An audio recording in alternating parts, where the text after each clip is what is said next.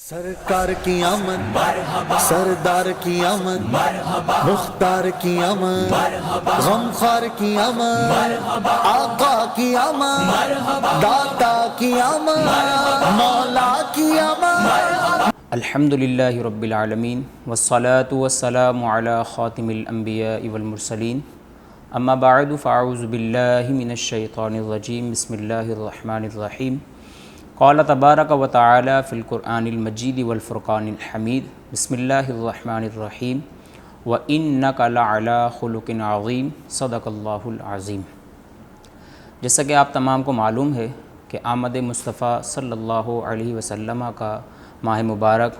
ماہ ربیع الاول کی آمد ہے، اور اس ماہ عظیم کے اندر حضور علیہ الصلاۃ والسلام کی سیرت کے مختلف پہلوؤں پر علماء ذیشان کلام فرماتے ہیں۔ انہی پہلو میں سے ایک پہلو جو آپ کا ایک نمایاں پہلو ہے، آپ کا حسن اخلاق، اس پر انشاءاللہ ہم ایک مختصر سا کلام کریں گے۔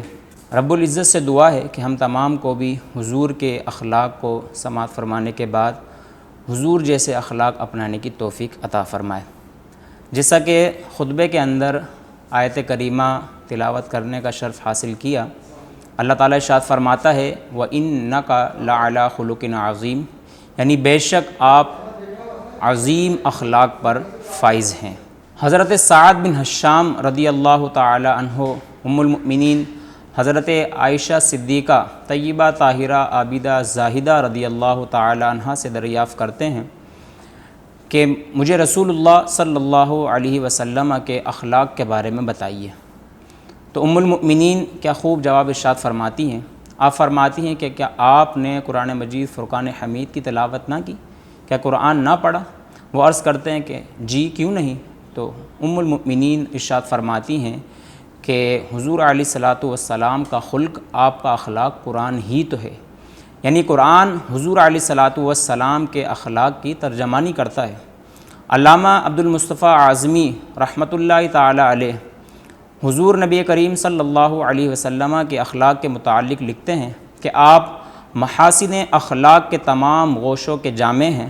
یعنی حلم و عفو، رحم و کرم، عدل و انصاف، جود و سخا، ایثار و قربانی، مہمان نوازی، عدم تشدد و شجاعت، ایفاء عہد، حسن معاملہ، صبر و قناعت، نرم گفتاری، خوش روئی، ملن سازی، مساوات، غم خواری و سادگی و بے تکلفی، تواضع انکساری اور حیاداری کے اتنے بلند منازل پر آپ صلی اللہ علیہ وسلم فائز و سرفراز ہیں کہ حضرت عائشہ طیبہ طاہرہ رضی اللہ تعالی عنہا نے ایک جملے میں اس کی صحیح تصویر کھینچتے ہوئے ارشاد فرمایا کہ کانا خلقہ القرآن، یعنی تعلیمات قرآن پر پورا عمل، یہی آپ صلی اللہ علیہ وسلم کے اخلاق ہیں۔ اور ویسے تو حضور علیہ الصلاۃ والسلام کی سیرت کا مطالعہ کیا جائے تو بے شمار آپ کے ایسے واقعات ملتے ہیں کہ جس میں حضور کے اخلاق سے متاثر ہو کر کثیر لوگ دائرہ اسلام میں داخل ہوئے۔ المختصر ایک واقعہ آپ کے سامنے پیش کرتا ہوں کہ ایک مرتبہ ایک عورت جو کہ بتوں کی پجاری تھی، اور جب اسے پتہ چلا کہ مکے کے اندر اللہ کے نبی تشریف لائے ہیں، اور اس وقت معاذ اللہ حضور علیہ الصلاۃ والسلام کو لوگ جادوگر کہا کرتے تھے، تو جب اسے پتہ چلا کہ مکے میں ایک شخص تشریف لائے ہیں کہ جو لوگوں کے دین چھین لیتے ہیں، تو اس نے یہ سوچا کہ میں شروع سے اپنے آبا و اجداد کے دین پر ہوں اور مرتے دم تک اسی دین پر قائم و دائم رہنا چاہتی ہوں۔ چنانچہ اس غرض سے اس نے اپنا بوریا بستر باندھ کر اور وہ مکہ مکرمہ کو چھوڑنے کی غرض سے چل دی۔ لیکن عمر رسیدہ خاتون تھی اور ان کا جو سامان تھا وہ وزن دار تھا، تو وہ کسی کی تلاش میں تھی کہ جو ان کو شہر کے باہر تک چھوڑ آئے۔ تو حضور علیہ الصلاۃ والسلام کا وہاں سے گزر ہوا، تو حضور علیہ الصلاۃ والسلام نے دریافت فرمایا کہ اے بی بی، میں آپ کے کچھ کام آ سکتا ہوں؟ تو انہوں نے کہا کہ ہاں کیوں نہیں، کہ تم یہ میرا سامان جو ہے وہ اٹھا کر کچھ دور تک چھوڑ آؤ۔ تو حضور علیہ الصلاۃ والسلام ان کا سامان اپنے سر مبارک پر رکھتے ہیں اور ان کو چھوڑنے کی غرض سے ان کے ساتھ ساتھ چل دیتے ہیں۔ تو وہ کہتی ہیں تمہیں معلوم ہے کہ میں یہ شہر کیوں چھوڑ کر جا رہی ہوں؟ تو حضور دریافت کرتے ہیں کہ خاتون بی بی آپ کیوں چھوڑ کر جا رہی ہیں؟ تو وہ کہتی ہیں کہ مکے کے اندر ایک جادوگر آیا ہے کہ جو لوگوں کے مذہب کو، لوگوں کے دین کو چھین رہا ہے، اور میں شروع سے اپنے آبا و اجداد کے دین پر رہی ہوں اور میں یہ دین چھوڑنا نہیں چاہتی۔ حضور علیہ الصلاۃ والسلام اس کی بات سن کر خاموش رہتے ہیں اور اس کے ساتھ ساتھ چلتے ہیں۔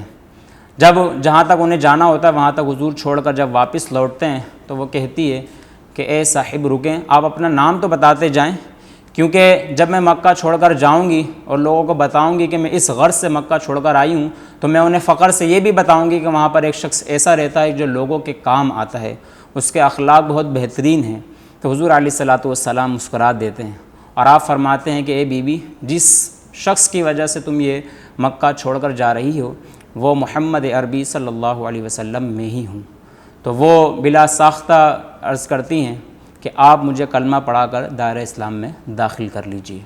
اور یہ اس طریقے سے وہ اپنے آخری لمحات کے اندر دائرہ اسلام میں داخل ہو گئیں، اور حضور کے اس بہترین اخلاق سے، اس بہترین رویے سے وہ متاثر ہو کر دائرہ اسلام میں داخل ہوئیں۔ چنانچہ ہمیں بھی چاہیے کہ ہم حضور علیہ الصلاۃ والسلام کی سیرت پر عمل کرتے ہوئے ایسے اخلاق کو اپنائیں، اپنا ایسا کردار بنائیں کہ لوگ متاثر ہو کر دین کے قریب آئیں۔ چنانچہ حضرت عبداللہ بن عمر رضی اللہ تعالی عنہ سے مروی ہے کہ رسول اکرم صلی اللہ علیہ وسلم نے ارشاد فرمایا کہ میں تمہیں اس شخص کے بارے میں نہ بتاؤں کہ جو قیامت میں سب سے زیادہ مجھ سے قریب ہوگا، اور وہ شخص میری مجلس میں بھی جنت کے اندر آ سکے گا۔ تو صحابہ کرام علیہم الرضوان نے عرض کی بلا، ہاں کیوں نہیں یا رسول اللہ؟ تو حضور علیہ الصلاۃ والسلام نے فرمایا کہ قیامت میں مجھ سے سب سے زیادہ قریب وہ شخص ہوگا کہ جس کے اخلاق سب سے زیادہ اچھے ہوں گے۔ لہٰذا یہ حدیث مبارکہ، حضور کی سیرت اور یہ آمد مصطفیٰ ہم تمام کو یہ پیغام دے رہی ہے کہ ہم بھی اچھے اور بہترین اخلاق کے حامل بنیں۔ اللہ تعالی ہم تمام کو حضور کی سیرت پر عمل کرتے ہوئے شریعت کے مطابق زندگی بسر کرنے کی توفیق عطا فرمائے۔ وآخر دعوانا ان الحمد للہ رب العالمین۔